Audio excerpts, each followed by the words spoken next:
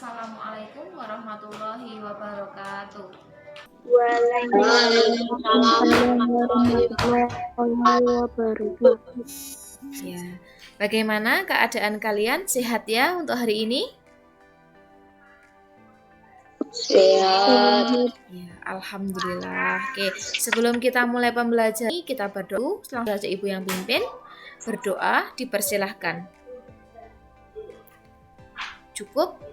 Silahkan kalian buka Google Classroom yang di sana Ibu sudah sediakan presensinya, nanti silahkan diisi ya. Oke, untuk hari ini kita akan belajar tentang teks laporan hasil observasi.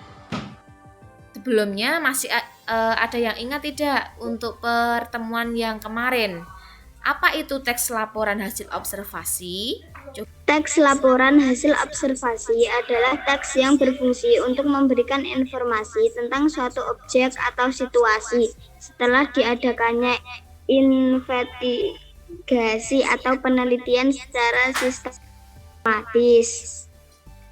Benar sekali apa yang disampaikan oleh Rehana. Jadi teks laporan hasil observasi itu adalah sebuah teks yang berisi sebuah laporan hasil observasi tentang suatu objek. Seperti itu nggih. Kalian peserta didik bisa menganalisis 3 struktur teks laporan hasil observasi itu apa saja.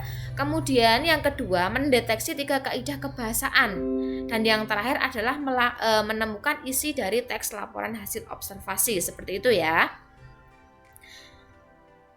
Oke, sebelum kita lanjutkan ke materi, Ibu ingatkan untuk selalu menjaga kesehatan ya.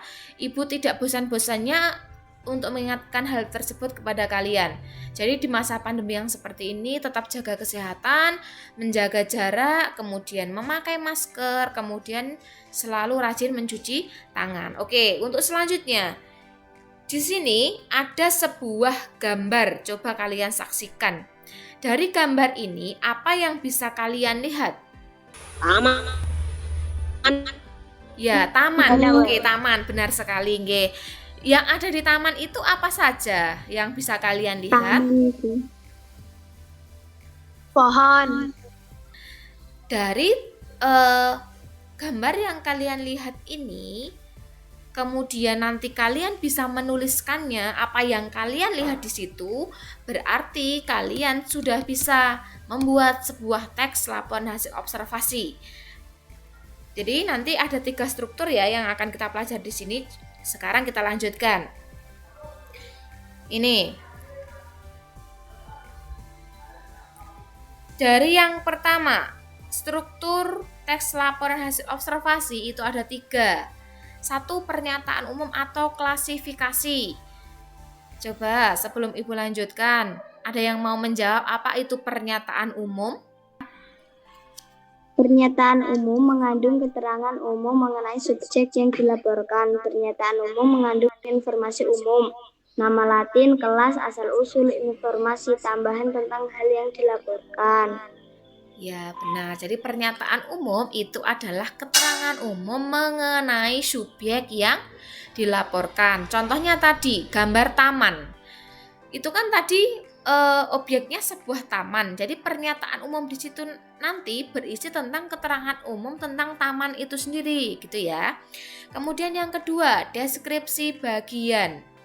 Deskripsi bagian merupakan gambaran lebih lanjut dari deskripsi umum secara jelas dan terperinci untuk memberikan efek emosional terhadap pembaca.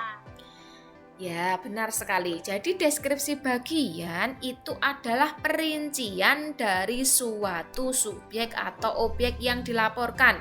Contohnya tadi, ketika kalian subjeknya taman pada gambar tadi ya, berarti nanti isi dari deskripsi bagiannya itu adalah rincian dari taman itu. Misalnya, di taman terdapat macam-macam pohon, kemudian bermacam-macam bunga yang sangat indah dan sedap dipandang mata. Nah, seperti itu.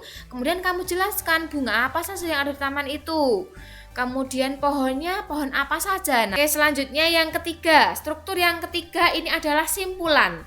Simpulan itu mengandung ringkasan umum hal yang dilaporkan. Untuk simpulan di sini boleh ada, boleh tidak ya. Kalau tidak ada, berarti nanti untuk strukturnya hanya ada dua, yaitu identifikasi dan baik-baik slide yang Ibu berikan di situ. Di situ dari yang pertama ada prinsip penggunaan kata, kalimat, tanda baca, dan ejaan. Pulau Jawa, seharusnya yang kapital pada huruf apa? P pada pulau dan J pada Jawa. Iya. Kemudian yang kedua, kata baku dan tidak baku. Coba sebutkan satu contoh kata baku. Siapa yang bisa? Silahkan.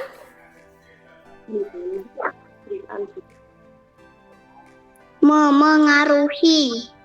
Ya, benar. Memengaruhi LKPD yang sudah Ibu sediakan di classroom. Kemudian dikerjakan 20 menit selesai ya. Dikerjakan 20 menit, kemudian setelah selesai mengerjakan, silahkan tugasnya nanti kalian kirim lagi ke classroom.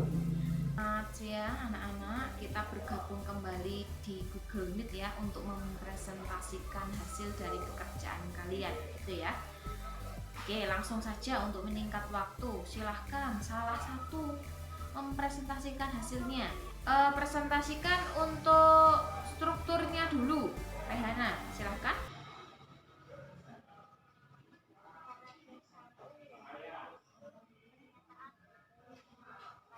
Ya.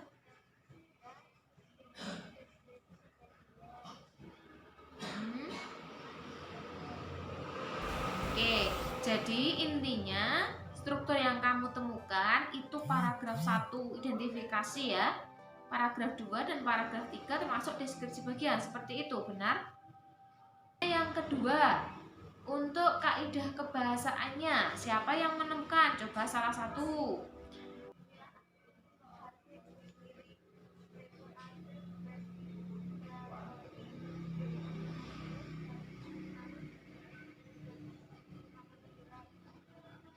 Ya, benar sekali nggih. Jadi, pada teks ini ada penulisan istilah asing. Jadi di situ ada istilah asing, tetapi untuk penulisannya belum dimiringkan. Siapa yang ingin menjawab soal nomor 4?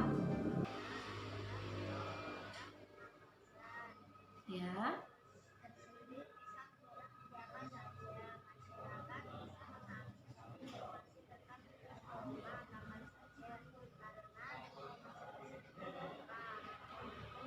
Ya, benar. Jadi ya, virus corona itu adalah virus yang menyerang pernafasan ya, benar sekali dan itu ada pada paragraf 1. Kemudian tadi selanjutnya virus ini bisa menyerang siapa saja. Benar ya? Itu ada pada paragraf 2. Kita simpulkan bersama-sama hasil dari pembelajaran hari ini ya. Coba kita ingat lagi. Hari ini tadi kita belajar 3 hal ya. Satu tadi apa? Tentang struktur teks laporan hasil observasi guys. Struktur teks laporan hasil observasi tadi ada berapa? Ada?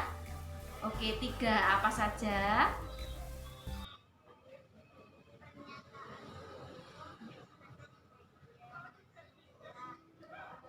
Ya, ada 3 ya, pernyataan umum, kemudian deskripsi bagian, dan simpulan. Oke, silahkan untuk tugasnya kalian membaca lagi tentang contoh teks laporan hasil observasi dari berbagai sumber. Boleh dari internet atau mungkin boleh dari surat kabar, bisa ya. Silahkan dibaca lagi untuk menambah pengetahuan kalian tentang teks laporan hasil observasi, begitu ya. Kemudian untuk pertemuan selanjutnya kita akan belajar masih teks laporan hasil observasi, tetapi tentang bagaimana cara membuat rangkuman teks laporan hasil observasi. Terima kasih untuk hari ini. Sekian dari Ibu. Assalamualaikum warahmatullahi wabarakatuh.